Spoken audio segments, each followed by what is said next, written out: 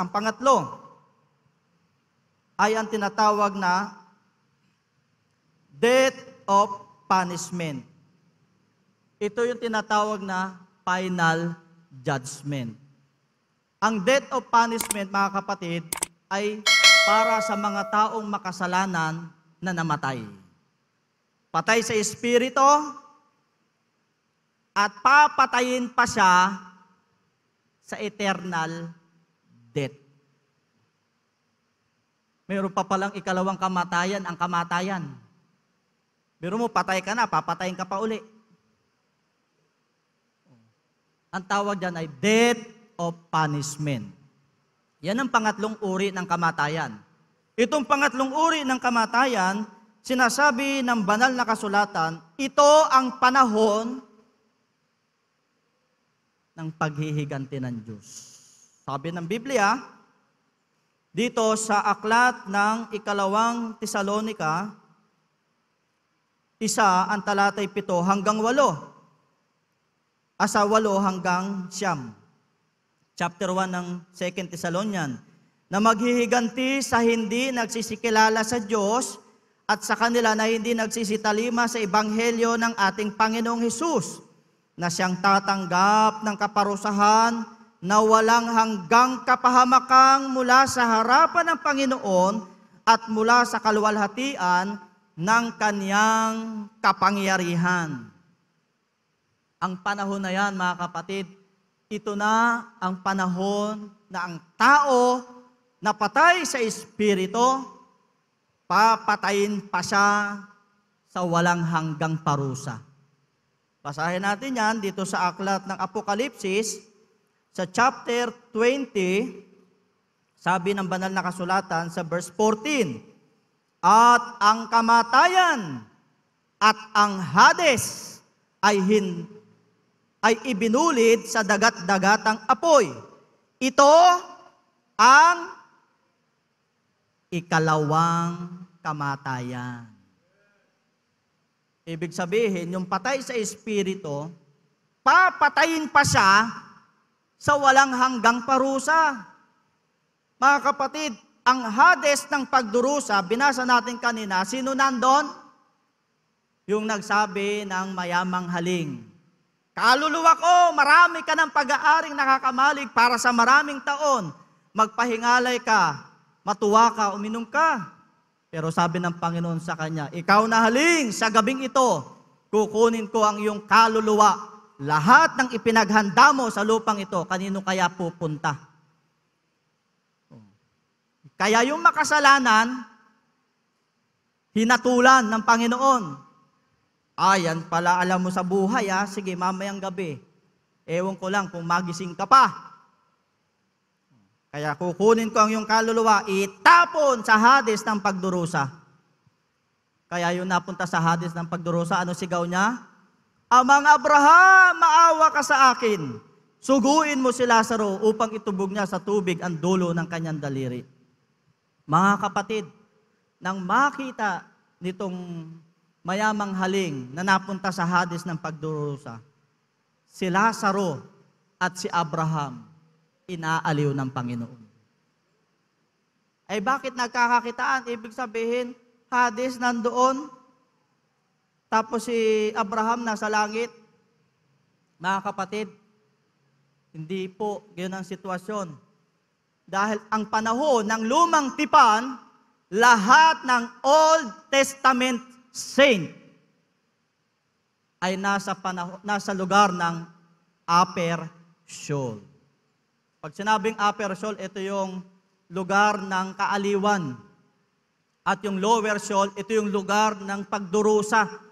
Kaya nga sila nagkakakitaan. Nagkakakitaan sila, mga kapatid. Nakikita ni Abraham yung mga nagdudusa sa ilalim at nakikita ng mga nagdudusa sa ilalim ang mga banal na nasa taas. Kaya sabi ni Abraham sa mayamang haling, tuloy natin ang basa para maunawaan natin ang ibig sabihin nito.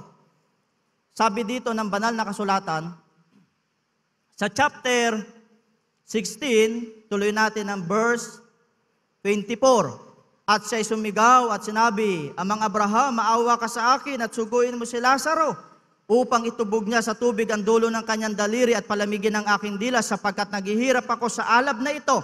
Dadapot sinabi ni Abraham, anak, alalahanin mo na ikaw ay tumanggap ng iyong mabubuting bagay sa iyong pamumuhay at si Lazaro ay sa gayon ding paraan ay masasamang bagay. Dadapot ngayon ay inaaliw siya rin at ikaw ay nasa kahirapan. Nagkakakitaan ito. Nagkakakitaan. Nakikita ni Abraham yung kalagayan na nandun sa ilalim na nagdudusa. Inaapoy. At ang sabi pa sa verse 26, at bukod sa lahat ng ito, ay may isang malaking banging nakalagay sa pagitan namin at ninyo upang ang mga mag-ibig tumawid buhat din hanggang sa inyo ay hindi maaari. At gayon din, walang makatatawid mula diyan hanggang sa amin. At sinabi niya, ipinamamanig ko nga sa iyo, Ama, nasuguin mo siya sa bahay ng aking ama. Sapagkat ako'y may 5 kapatid na lalaki upang sa kanila'y patotohanan niya, baka pati sila'y makaparito sa dakong ito ng pagdurusa. Kaya sabi ng banal na kasulatan, nang sila'y nagkakakitaan, mga kapatid, ibig sabihin, hindi langit ito. Hindi langit. Nagkakakitaan nasan? Yan. Kaya nga sa kalaliman, mga kapatid, nahati sa dalawa, upper shoal at lower shoal. Ang upper shoal, ito yung place of comfort. Ang lower shoal, ito ang place of torment, na doon ang tao ay tinutostado na parang pandesal sa pamamagitan ng apoy. Inaapoyan sila, mga kapatid. Ngayon, mga kapatid, ang panahon na yan ay panahon ng lumang tipan. Bakit? Sapagkat nang si Lazaro sa panahong ito ng lumang tipan ay kasama ni Abraham. Kasi sa Israel, ang mga pangalan dyan ay pare-parehas lang. Kumbaga, yung magulang mo, ipaparehas ka, parang junior-junior. So, kaya yung presidente ng Israel, si Benjamin, may Benjamin sa lumang tipan. Yung pang-11 na kapatid ni Jose. Yan. Kaya itong Lazaro na ito ay si Lazaro na kasama ng mayaman na laging nandun sa gate. Pero sumampalataya sa pangangaral sa mga propeta ng Panginoon. Kaya sa panahon ni Moises, sabi ni Abraham, bagamat si Abraham ay nandun na sa place of comfort, mga kapatid, sabi ni Abraham sa kanya, nandoon si Moises at ang ibang mga propeta. Bayaan silang pakinggan nila. Kung hindi sila pakinggan, walang magagawa ang patay.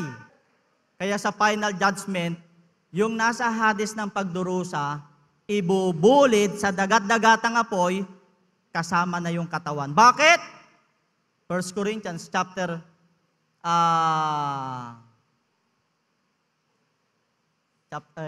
tingnan natin 1 Corinthians chapter 15, 44. Itinatanim na may katawang ukol sa lupa, binubuhay na maguli na katawang ukol sa espiritu. Kung may katawang ukol sa lupa, may katawang ukol sa espiritu naman. May spiritual body pala. Kaya nga sa pagdating sa pagkabuhay na maguli, ang mga believer, sabi ni Pablo, bubuhay na maguli na walang kasiraan. Magkakaroon pala tayo ng incorruptible body. 15:51, narito, sinasaysay ko sa inyong ang hiwaga, hindi tayong lahat ay mga tutulog, ngunit tayong lahat ay babaguhin. Magkakaroon ng incorruptible body ang mga mananampalataya, ang mga Kristiyano, ang mga port watcher. Praise the Lord! Paano ang mga unbeliever? Bubuhay na maguli. Para sa final judgment, daman-dama mo ang bawat suot ng uod sa katawan mo. Kaya sabi doon sa ating binasa kanina, sa aklat ng Marcos, sige po, tatapusin ko na. Marcos chapter 9, verse 48 to 49, na dooy hindi namamatay ang kanilang uod at hindi namamatay ang apoy sapagkat bawat isa ay aasinan sa pamamagitan ng apoy. Biro mo, may apoy at uod. Ang espiritu, walang laman, walang buto, kaya hindi ikot-ikot ang uod sa katawan. Kaya may resurrection. May pagkabuhay na maguli. Bibigyan ng katawan na pang walang hanggan. Kaya nga sabi sa ating kinuhang paksa kanina, nang ibig sabihin ng death ay separation. Tutungo ang tao pagkatapos na mamatay sa pangwalang katapusan. Sa resurrection, mga kapatid, magkakaroon ng katawan ang tao na pangwalang katapusan. Kaya pag siya ay unbeliever, mga kapatid, mangyayari sa kanya ang walang hanggang parusa. Kaya mga kapatid, kung i-imagine mo, napakasaklap na pangyayari sa tao. Kaya yung taong mayaman na napunta sa hadis ng pagdurusa, wala pang uod dun. Apoy pa lang yun. Mga kapatid, bakit? Wala pang katawan dun. Ang katawan na ibibigay sa panahon ng final judgment, yung sa Apocalypse chapter 20, verse 14. Ang kamatayan at ang Hades, ibubulid sa dagat-dagatang apoy. Yun daw ang ikalawang kamatayan. Mga kapatid, salamat sa Panginoon. Diyan tayo iniligtas ng Panginoon. Purihin ang Panginoon. Paano kung nandun tayo sa pananampalatayang walang katiyakan ng kaligtasan? Aasa ka sa purgatorio? Dadasalan ka, mga kapatid? Mapapa Jesus Mariosip ka. Ano ba itong napasok ko? Salamat sa Panginoon. Sa Fort Watts, maliwanag ang aral. At dahil sa aral na yan, ang mga kapatid, pinagtibay sa pananampalataya. Kaya kahit may pagsubok, mga kapatid, okay lang. Kahit walang pamasahe, okay lang. Kahit walang makain, okay lang. Ang mahalaga, may kaligtasan. Kaya sabi ni Pablo, sa mabuhay at sa mamatay, sa Panginoon kami. Sa Fort Watts, mayroong katiyakan ang aral. Hindi tayo sumusuntok sa hangin. Mga kapatid, kaya kung meron tayong mga kapatid na namatay, mga kapatid, ang kanilang kaluluwa ngayon nasa langit na. Wala na doon sa panahon nila Abraham, dahil ang panahon nila Abraham, ang upper soul ng si Kristo ay namatay. Sabi sa Apokalipsis, bumaba sa kalaliman ng lupa, dala ang susi. At dahil dala niya ang susi, binuksan ang place of comfort, na lugar ng mga taong banal, lugar ng mga Old Testament saint, mula sa panahon ni Adan hanggang sa panahon ni Juan bilang huling propeta. Mga kapatid, isinama niya sa pag-akyat sa langit. Ang tanong, ano ang katibayan? Biblia. O, basahin natin. Efeso chapter 4, sa verse 8 hanggang sa sumusunod na talata. Kaya't sinasabi niya, nang umakyat siya sa itaas, ay dinala niyang bihag ang pagkabihag at nagbigay ng mga kaloob sa mga tao. Ngayon ito, umakyat siya. Ano ito? Kundi siya'y bumabari naman sa mga dakong kalaliman ng lupa. Ang bumaba ay siya rin namang umakyat sa kaitaasan ng buong sangkalangitan upang kanyang mapuspos ang lahat ng mga bagay. Kaya 3 araw si Christ ay patay. Bakit? Sapagkat ang kamatayan lang ang paraan para si Kristo'y makapunta sa kalaliman ng lupa, ng lugar ng mga banal. Bakit? Ay may place of comfort, may place of torment. Ang lahat ng mga namatay na Old Testament, diretso sa place of comfort, sa Hades ng kaaliwan. 2 Hades kasi sa Lumang Tipan. Hades ng pagdurusa, Hades ng kaaliwan. Gawa, chapter 2, 35-36. Nakikita na ni... Tama ba? Tignan, basahin na lang natin. Nandito yung, Chapter 29 to 30. Mga kapatid, malayang masasabi ko sa inyo tungkol sa patriarkang si David, na siya'y namatay at inilibing at nasa atin ang kanyang libingan hanggang sa araw na ito. Palibhas ay ngay isang propeta at sa pag-aakalang na may panunumpang isinumpaan Diyos sa kanya na sa bunga ng kanyang baywang ay iluluklok niya ang isa sa kanyang luklukan. Verse 31, palibhas ay nakikita na niya ito ay nagsalita tungkol sa pagkabuhay na maguli ng Kristo na siya'y hindi pinabayaan. Saan? Sa Hades. Nasaan si David? Nasa Hades. Ano hinihintay ni David? Resurrection ni Christ. Kaya nang si Kristo ay mabuhay na maguli, kasama niyang iniakyat ang mga Old Testament saints. Ang tanong, meron pa ba ngayon? Meron pa? Wala na. Bakit? Nasa bagong tipan na tayo eh. Lahat ng mananampalataya sa bagong tipan, lalong-lalo na kung ikaw ay port watcher. Ang kamatayan ng mga port watcher, diretso sa langit. Diretso sa langit na. Sabi ni Pablo eh. Di ba sa 5:8, malakas ang loob namin, ang sabi ko. Ibig pa nga namin ang mamatay at mapasatahanang kasama ng Panginoon. Hindi na doon sa place of comfort. Wala na yon. Nilak niya na yon. Wala na makakapasok doon. Wala nang tao doon. Nasa langit na sila ngayon. Ang ating mga kapatid sa Old Testament saint, mga kapatid, nasa langit na sila. Ang hinihintay na lang ngayon ng Panginoon ay ang kanyang muling pagparito. Bakit? Para magsama-sama ang mga banal sa kaharian ng Diyos. Kaya may rapture. Kaya may rapture. Sabi ng Biblia sa aklat ng unang Tesalonica 4:16 hanggang 17, sapagkat ang Panginoon din ang bababang mula sa langit na may isang sigaw, may tinig ng arkanghel at may pakakak ng Diyos, na ang nangamatay kay Kristo ay unang bubuhay na maguli. At tayong lahat na nangabubuhay na natitira, aagawing kasama nila. Sa panahon ng rapture, yung ating mga kapatid na namatay, mga kapatid, bubuhay na maguli.